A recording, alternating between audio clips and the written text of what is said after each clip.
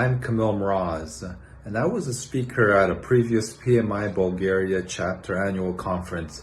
It was a pleasure to be there. The energy, the enthusiasm, just the sheer passion of the board. And it's my great pleasure to just say hello and send my greetings from here, from Brussels, Belgium, and wish you a wonderful conference. All the best. You take care and be safe.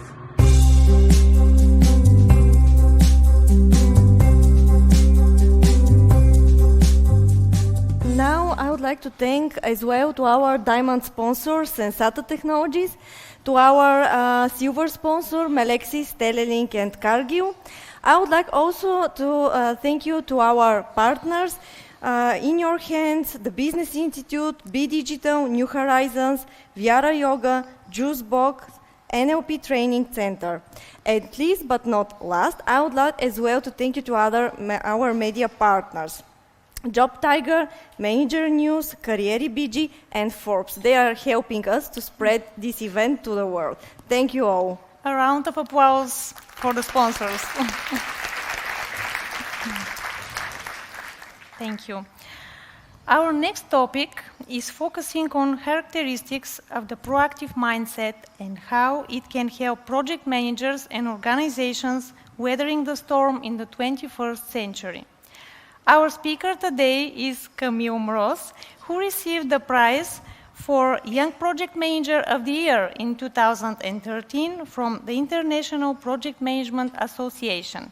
He is also deeply involved in the project management community as an international correspondent for PM World Journal. Now, ladies and gentlemen, please welcome on stage Mr. Kamil Mroz.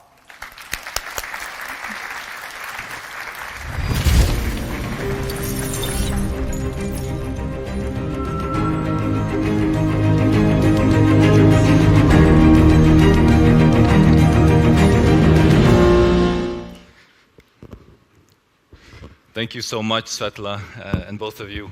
I have to say, every time I come to Bulgaria, I'm always so pleasantly surprised. I came here 2 years ago for the PMDAY. I think you guys were at around 300 people and participants. That was already the biggest crowd that I've ever spoken to.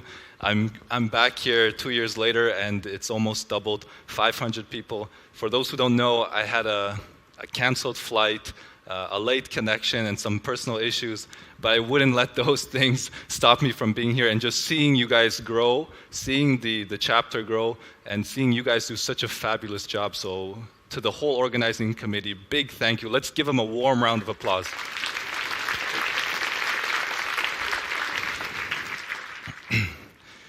So who am I? To start off with a small introduction. You probably heard from the introduction and from a few of the people I've met during the networking and during the dinner. I'm quite a globetrotter. So actually, I was born in Poland. I grew up in Canada. I've lived and done an Erasmus in South America. My wife is Spanish. I've studied in Belgium, in Brussels. I'm working in biotech and pharma, and like many of you, I'm a project manager, and I have my own consulting company in project management. And just recently, in July, I gave birth to a beautiful baby, well, not me, my wife, but we had a beautiful baby daughter join our family. And so I have a feeling she's going to have an identity crisis at one point or another, so I need to prepare. If anybody has such a multicultural background and with kids, I want to see you during the networking event. So as you also saw, in 2013, I had won the prestigious IPMA Young Project Manager of the Year award.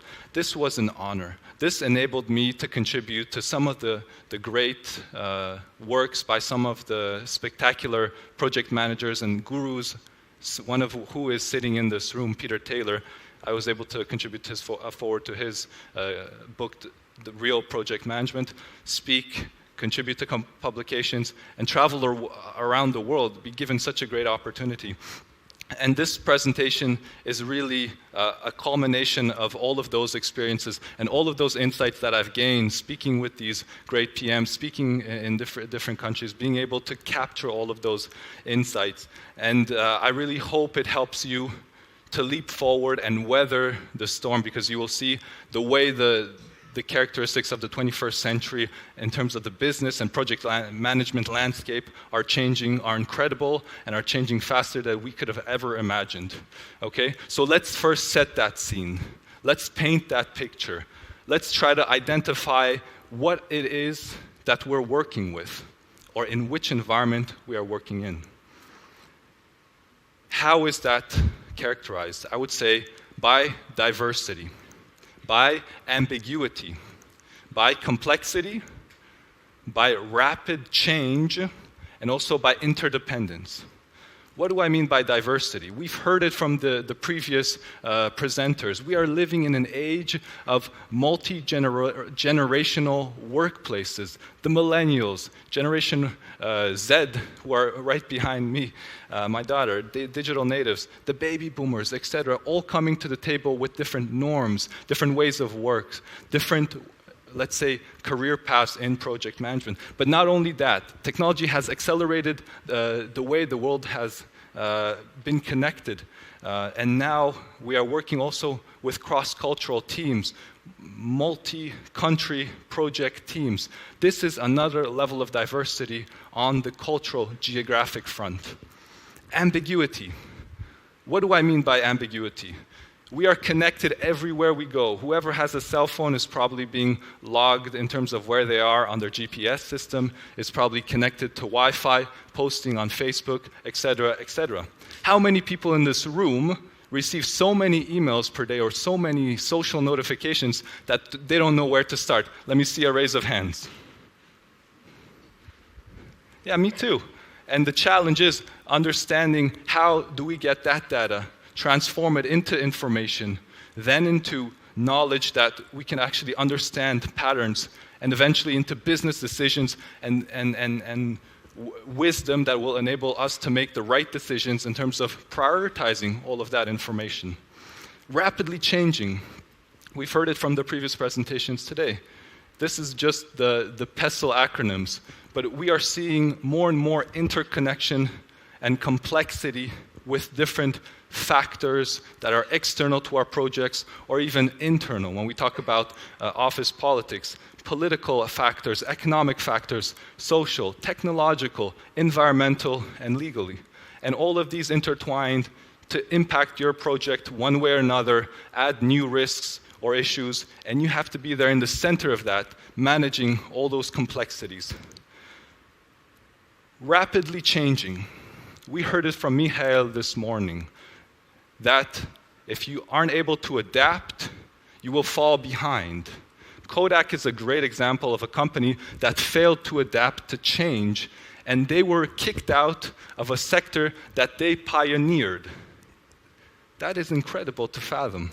But basically, because of their inability to move, to adapt, to change, to embrace change, they disappeared in a snap.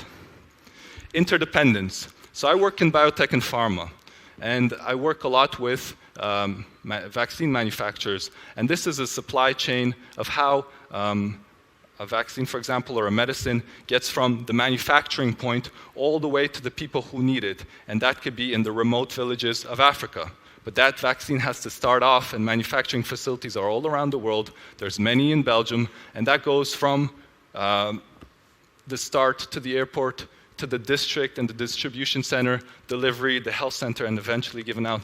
But just to illustrate how much of a globalized world we're living in, where global supply chains are at force and are working together to get the product from point A to point Z. So the vaccines from Europe, the plane could be produced in the US. The fuel for that fuel could be coming from the Middle East, etc. It's just a jungle of different forces playing together in this globalized world that we're living in. So when we look at all of these factors, these characteristics driving the 21st century, the acronym actually spells out DACRI. So daiquiri, it's not exactly spelled daiquiri, but usually alcohol helps me to forget things. So today I wanted to help you remember these characteristics throughout the course of my presentation. So again, The world is changing faster than we've ever seen before. And as Heraclitus said, the pre-Socratic philosopher, there's nothing permanent except change. Change is the only constant, and change alone is unchanging. And for anybody who is working in the business as usual environment, those kinds of characteristics and these kind of quotes being projected on the screen may feel a bit daunting. But for you guys, the PMI Bulgaria chapter, where change, I think, is embedded in your DNA, this is nothing to fear. If we look at any definition of projects or programs or portfolios, they explicitly state that they are temporary. They introduce change. They aim to get things done and make ideas a reality. Okay? And to be proactive in the 21st century. It's about confronting those challenging environments as well. Because as Franklin Roosevelt said, and you can't see that very well, but a smooth sea never developed a sailor, okay? And when there are challenges, there will always be opportunities. It's been mentioned already this morning, but I'm going to spell it out for you even clearer than what we heard this morning. From the Pulse of the Profession, PMI publication, there's going to be 15 million new project management jobs across 7 project-intensive industries by 2020. Manufacturing, business services, finance, oil and gas, construction, you name it. Guys, that's 15.7 million jobs have been created since 2010 and going up for the next 2 years. Huge opportunities for you to get involved. Huge opportunities for you to start off or even accelerate your career. And for those people who are like me, who are part of the millennial generation, this is something that should fascinate us. But it should also fascinate our employers. Because for those who have seen the statistics and those people managers struggling with the millennial mindset, it's been stated that the millennials are going to change jobs between, some say 3 and 4 years, others say 1 to 3 years. But when I look at my own millennial career background, I'm working in consulting, so it's okay. I'm supposed to change for different clients. But in 10 years of my professional experience, I've had 7 different employers, clients. That proves the fact. But nevertheless, project management, given the amount of change that it's all about, is a way to capture these millennials, to capture that their want for purpose, their want for change, their need to continuously be, with a new sort of project or a new activity. Okay, but that will mean that from a higher level, from the leadership level, it's going to be time to change the way we approach career paths within organizations. We need to, at the highest level, because it cannot be project managers from the top down trying to express this need. Organizations need to take a proactive approach and say, if we invest in projects, in project-intensive work, we have the opportunity to capture the minds and the careers and the talent retention of young people, these millennials especially. And this will need to be cascaded from the highest level, cross-functionally across different departments like HR and the functional units. And when I looked on LinkedIn a few weeks ago, I just did a random search, director, project management, director, program management, and I found that a lot of companies in my sector, this is biotech and pharma, are already making that leap. They're investing very heavily in PMOs. They're investing in director-level jobs for people to manage their portfolios, their programs, and their projects. And the interesting thing about it is when you look at, for example, the one here from on the bottom from Celgene, they're even looking at executive-level directors of project management. That means we're seeing the gap between strategy and execution in certain companies that are taking this proactive mindset diminish, and investing in those organizational capabilities to drive those types of career developments. Again, don't be like Kodak and disappear. Take that proactive leap. A great example that I want to share with you of a company that has done this is Airbus. A few years ago, I had the great privilege of meeting Kevin Baker. He's no longer working for them. I think he's in a European institution dealing, again, with project management. But he gave a presentation on how Airbus was confronting the similar challenges that Kodak was. Drop in order, projects not being delivered on time, issues that were red flags. And so what the organization decided to do, and he was really leading this initiative, was to implement a dedicated means to sustainably change the project and program culture within the organization. So really reassessing how they're going to implement sustainable change via project management. One of the really cool things that they did was they did a competency development chart, or competency development framework, you can say, whereby project managers had a very clearly defined path on which they can follow to grow and to expand the responsibilities that they have. Okay? And each of those, let's say, stripes had their color coding, their level of complexity, their level of challenge associated to the level of responsibility at that particular PM level. Really cool. This is just an idea to show you how you can get started. And again, these millennial guys, they need to be captured. They, you know, for the last year and a half, I've also had some people management experience, and I've seen it happen. I've seen great young people leave just because they wanted to find more purpose, or they wanted more change. And I'm telling you, if we can avoid that, I think we can really harness the power of those young people, including myself. But of course, there's going to be challenges ahead. The era of the accidental project manager, which was mentioned this morning by Peter as well, or the common sense project manager, is over.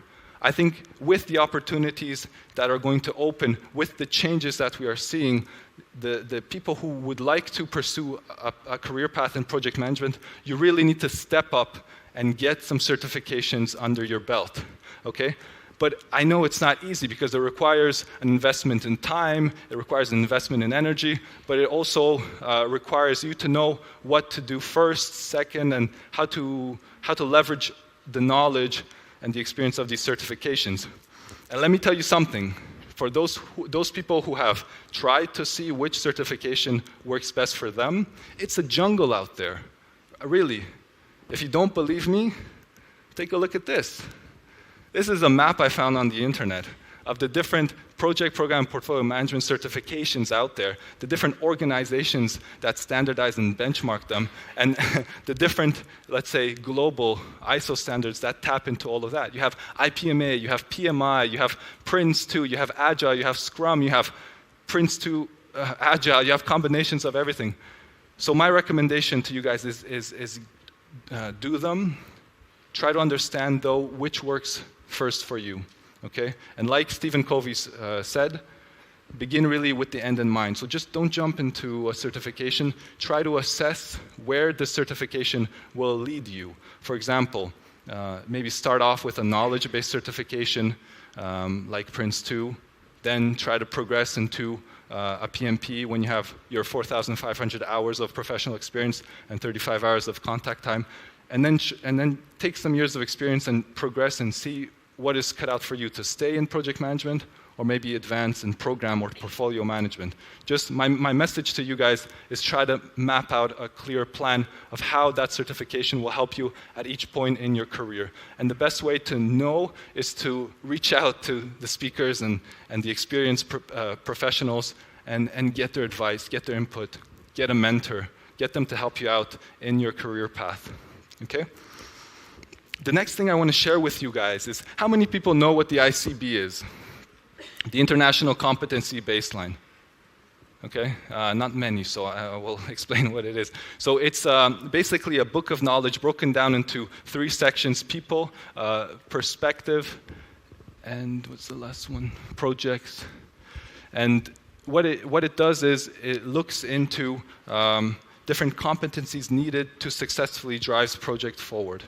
and it's available online, free of charge. You can download it on the International Project Management Association website, and it's a great starting point for knowing what competencies are out there. Now, I mentioned this because one of the competencies has really resonated with me, the competency of resourcefulness. Why do I say that? Because to be a proactive project leader, I've really found it difficult sometimes with the way budgets are handled, the way austerity sometimes grasps our project budgets, and sometimes you have to make the most with what you have. And for those people who are into professional and personal development, like myself, Tony Robbins has a great quote, which I deeply believe in. It says, "The ultimate resource in life is resourcefulness." Moreover, he says that failure is never a lack of resources. It's a lack of resourcefulness. And how many times have you guys heard, those excuses or those issues in your project teams? The scope is too large, or we have too much scope creep, we can't continue, or our project's not going to be delivered on time, or our sponsors aren't engaged, and we don't know what to do about it. And in a time of proactive project management, it's not only about escalating those issues to the layer above, because it could be your sponsor who you're having issues with. It's about finding the innovative and creative ways to make the most with what you have, okay? And the IPMA explains resourcefulness, and that's the challenge of the project manager, to inspire this level of resourcefulness as the ability to apply various techniques and ways of thinking to defining, analyzing, prioritizing, finding alternatives for, and dealing with or solving challenges and problems. For me, that's creativity, innovation. That's, again, making the most with what you have.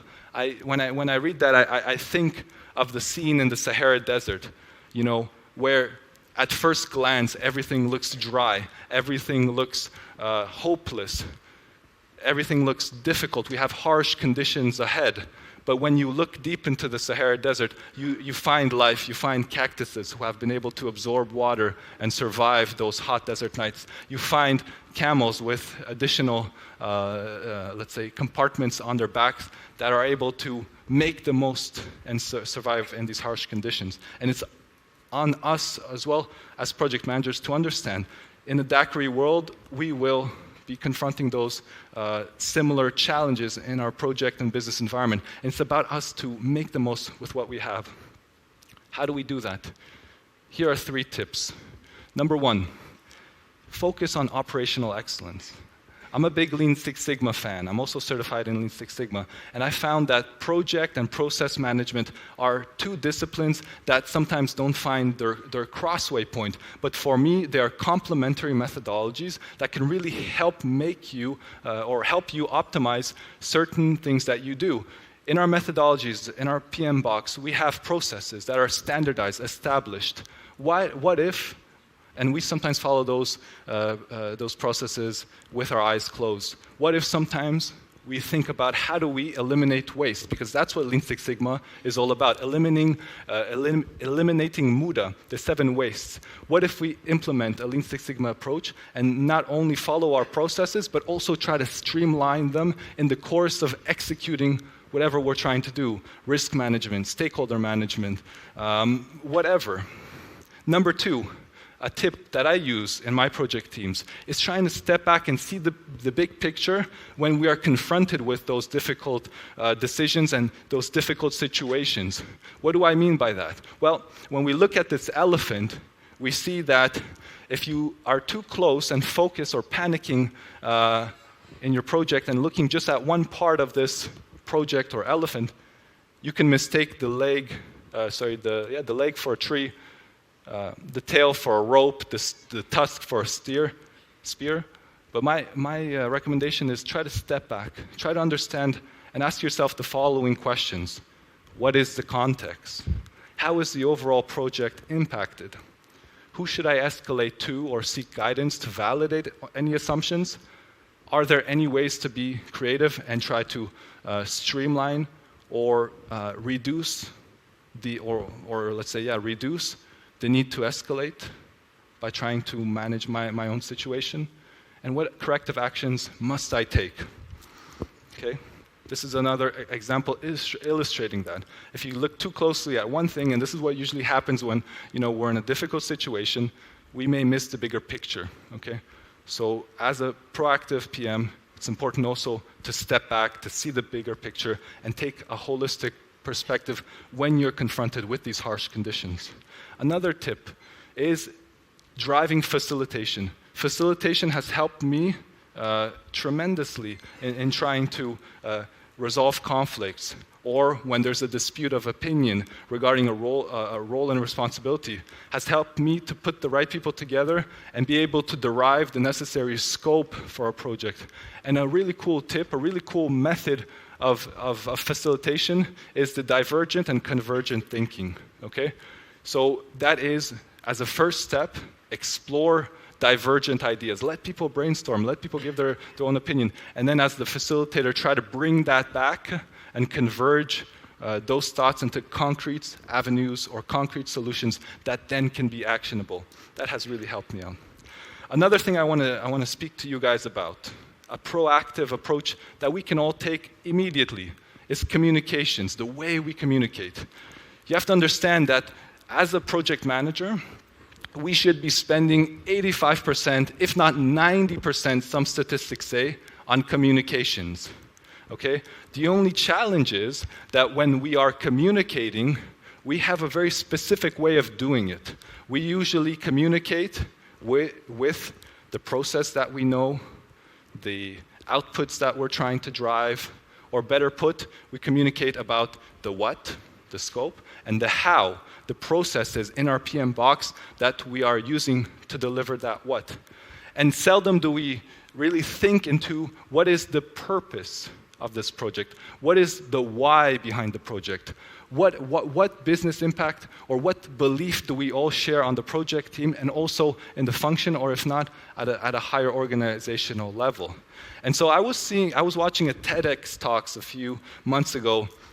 Simon Sinek, I think he's the most watched TEDx presenter. How many of you guys have seen this video? Show me a raise your hands.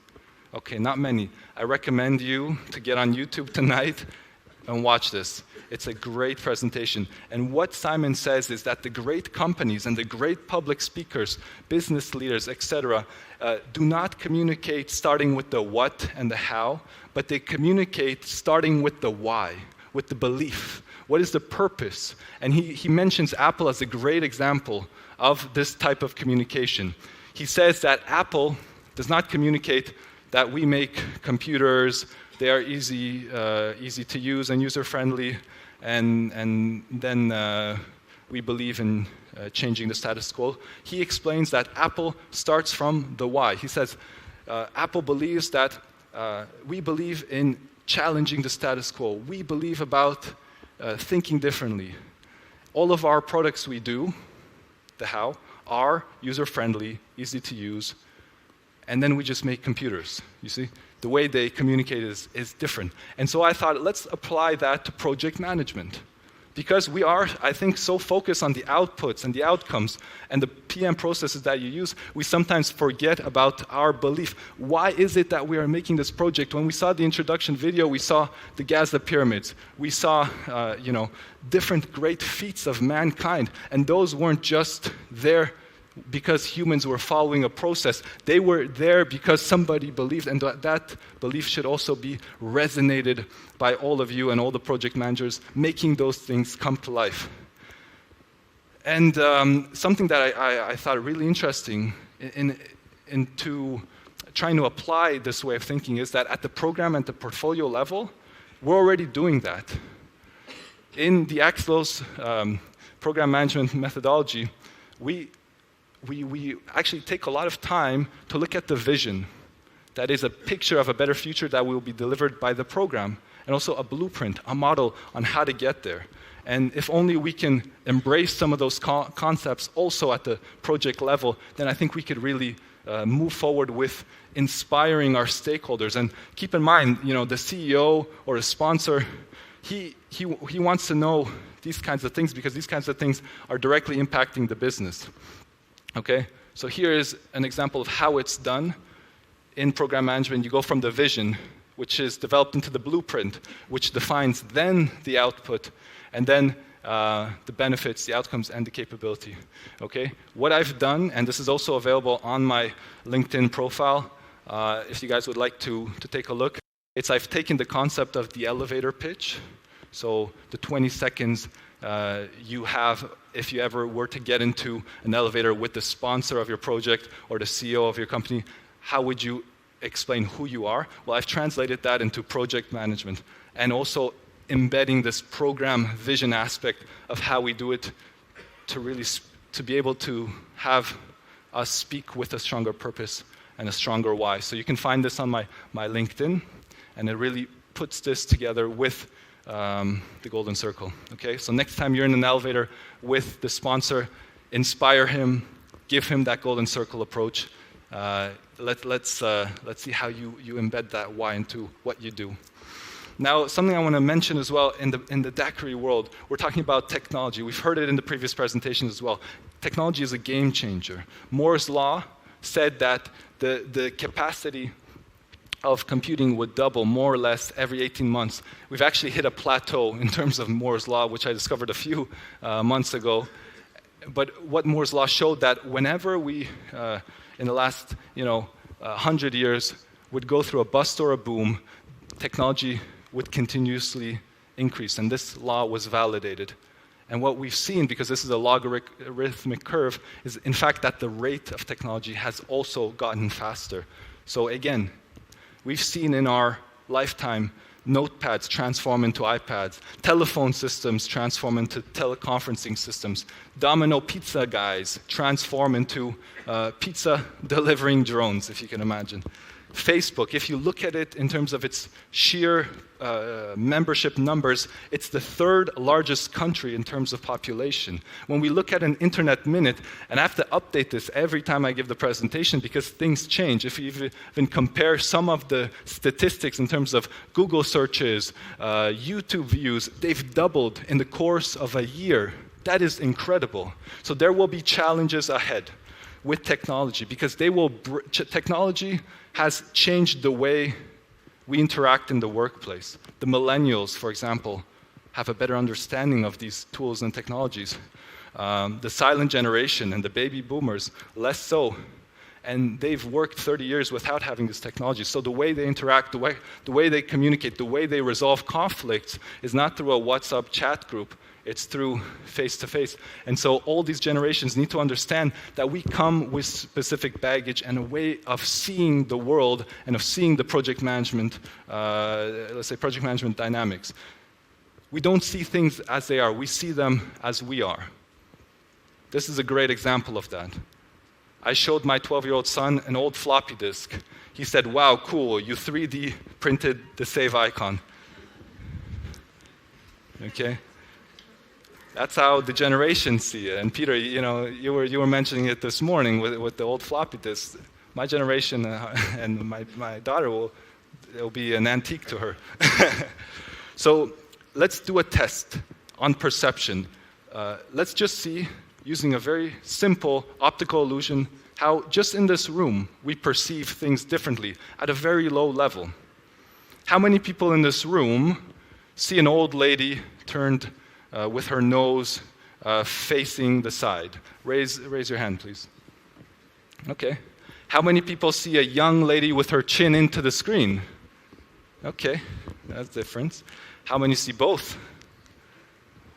How many still don't see one? Okay, we have a few laggards in the room. Let's do another one. Here we have a saxophone player. Who sees the saxophone player? Let's see a show of hands. Okay, awesome. Who sees a face made of smoke? There you go. Who sees both? There you go.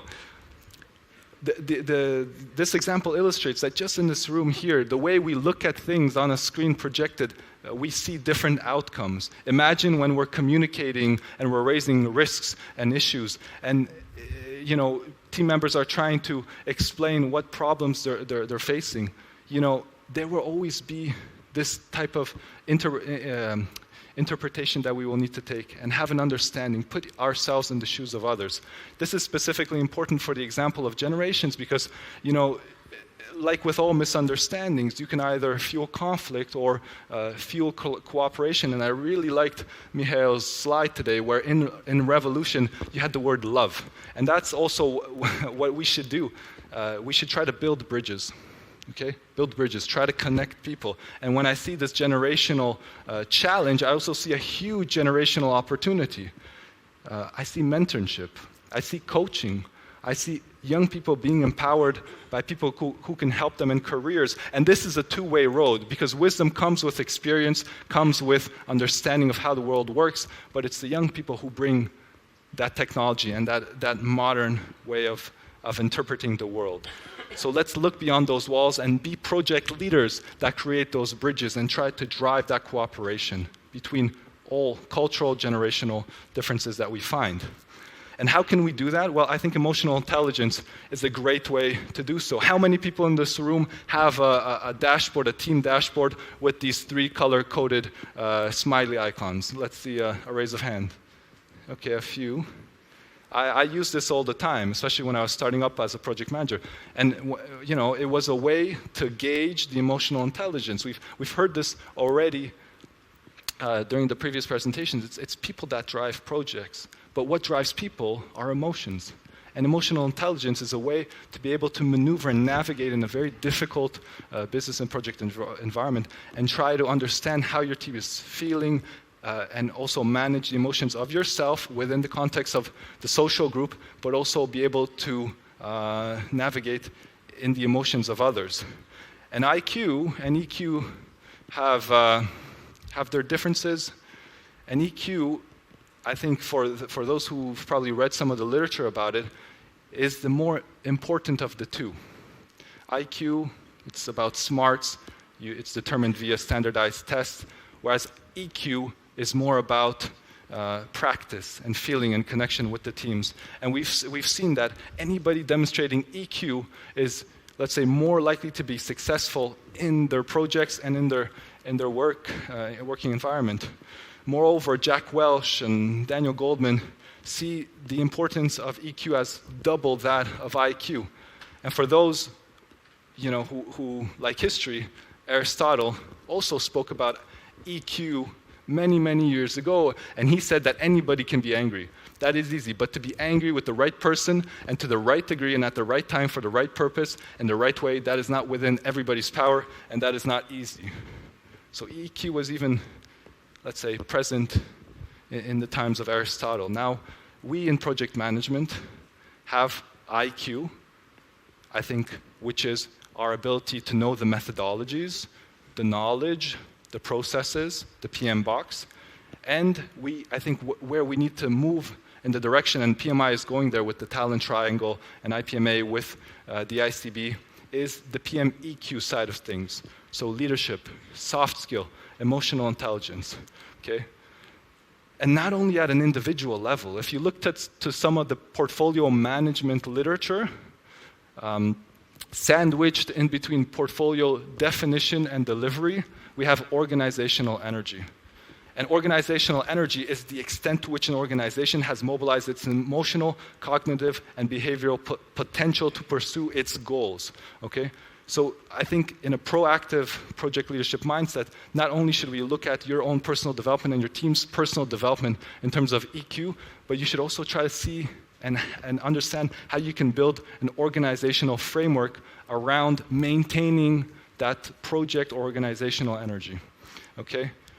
There are ways to do so by connecting your people to a sense of purpose of the organization, by making sure that they have the right content in terms of tasks and work packages, by understanding the context and making sure people feel good both physically and support-wise, and also make sure that the climate encourages people to give the best. These are the 4 C energy generators as defined in MOP. Okay? But there will be challenges because you guys are looking at me like, wow, you're speaking about emotional intelligence, organizational energy, but it's not so easy to develop. You can't just snap your fingers or do a test or a certification and be emotionally intelligent. And HR managers even mention that. They say that it's 93% of them, that soft skills are way more difficult to teach than technical skills and leadership. So I'm going to share with you a few tips that I've learned along the path of my professional development that could help you. Okay? So number one, in terms of organizational energy, there's a great, it's like a maturity assessment that you can do from Henley. And it helps you to answer some questions to identify where your team is, where your organization is, in terms of the 4 different C's. From there, you can baseline that energy and you can try to develop concrete actions to move that forward by enabling them and also by removing any blockers that may hinder them from this positive, productive energy. Tip number 2, again, download the ICB, understand their people side and their perspective side of their competency baseline. It's a great tool. It's the theoretical basis for being able to understand what are soft skills, what are people-oriented project management competencies. Number 3, check your personality. And by that, I don't mean to see a shrink. I mean, do an MBTI test, or do an insights test, or do a DISC analysis. There's many of these out on the market, and you can do some very, very easily online, free of charge, okay? And these are great tools that help to identify your, let's say, innate way of working and your innate personality based on studies that they've conducted, okay? And the last one is practice project management in a fail-safe environment, okay?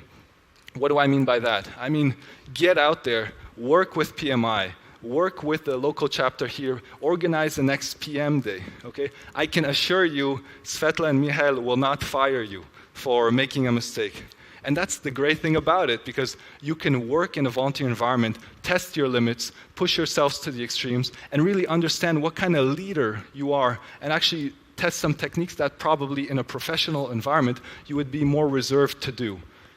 This has helped me tremendously in my career, okay? Actually, the IPMA award that I received in 2013 was for a volunteer project, if you can believe it or not, okay? And why are volunteer projects important? Because they instill this sense of confidence. Because once you do it in a volunteer environment and you know it works, then you can do it in your professional environment and add value to your clients or customers or to your boss, okay? Not only that, but you don't pay anybody's salary in volunteer work. So you need to be able to align with their needs and their expectations, give them the important tasks, build great relationships and networks, and practice those soft skills of engaging and listening to people and trying to understand what motivates that person other than money and a package.